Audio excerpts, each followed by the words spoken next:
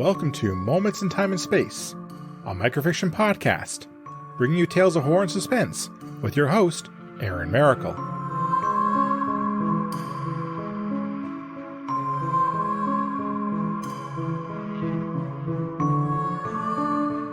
Hello everyone.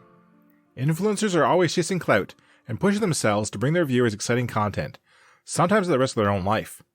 A pair of urban explorers think they found the perfect place to show off to their audience, and they may be right. But at what cost?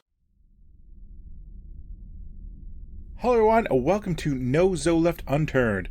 We bring you all the best abandoned exploration videos you could ever hope to see, Zoe said to the camera. Today we just passed the outer perimeter of what we assumed was a military compound, probably last used in the early 1970s at my best guess. Let's see if we can find anything interesting. Great opening, Betty says as she paused the camera. This trip is going to be our best yet. I hope so. Where did you find this place?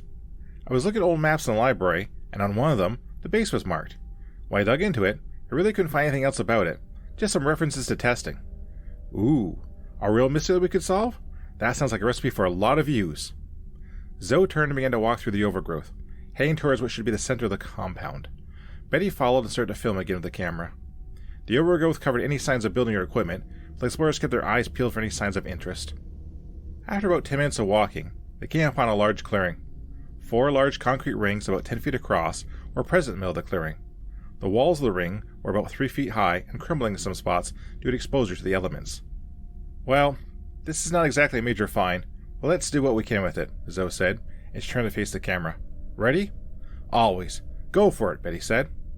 Well, folks, we have something very strange, Zoe commented, and pointed to the nearest concrete ring. 4 stone rings in the middle of the compound. I have no idea what they could be used for. Weapon testing? Chicken raising?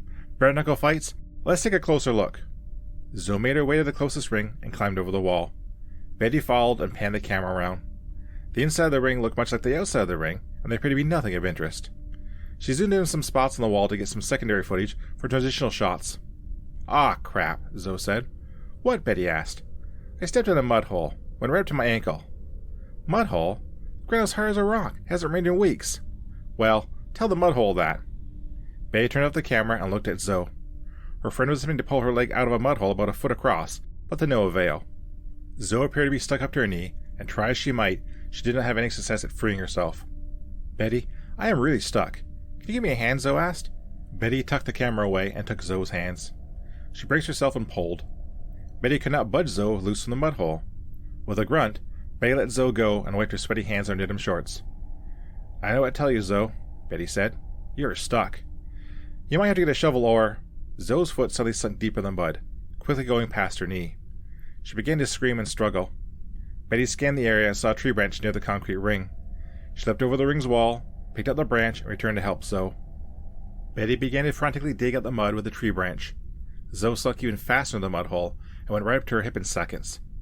She looked like a strange ballerina doing a one-legged split in the ground. At this point, Zoe's downward journey had stopped as her body was too large to fit in the mud hole. Betty, you gotta do something, Zoe screamed, and she attempted to use the ground to push herself free. Wait, I think I got it. Zoe had managed to lift herself a few inches out of the mud hole, and Betty slipped her arms under Zoe's armpits. She managed to lift Zoe another few inches out of the mud hole, and it felt like victory was in their grasp. Zoe cheered Betty on as the two friends worked together to escape from the mud. The cheers turned to screams of terror as Zoe was yanked downward hard out of Betty's arms. Zoe? Betty shouted in surprise and shock. Zoe was screaming and making incomprehensible sounds as she sunk back up to her hip. Betty scrambled backwards as she watched Zoe slowly sink more into the mud hole. Zoe's free leg folded up behind her like a jackknife, and the sound of bone snapping filled the air. There were crunching and squishing sounds as Zoe was pulled even deeper into the mud hole. Her hips and torso were squeezed beyond its limits. Finally, with a sickening slurping sound, the remains of Zoe were sucked down to the mud hole. The ground around the hole was covered with blood and the odd bit of remains, but those traces were slowly being absorbed into the soil. Betty sat, whimpering in shock. She slowly looked around and noticed that several new mud holes had formed around her. Through her tears, Betty thought she could see the mud from the nearest hole flowing out and reaching towards her.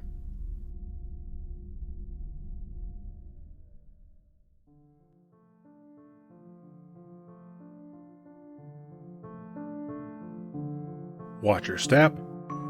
Thank you for listening. If you like what you heard, please subscribe to the podcast and leave a review.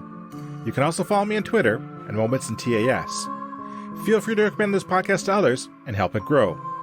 The opening and closing theme is Creepy Night by Daniel Carlton. Until next time, be safe, be smart, and be well. See you soon.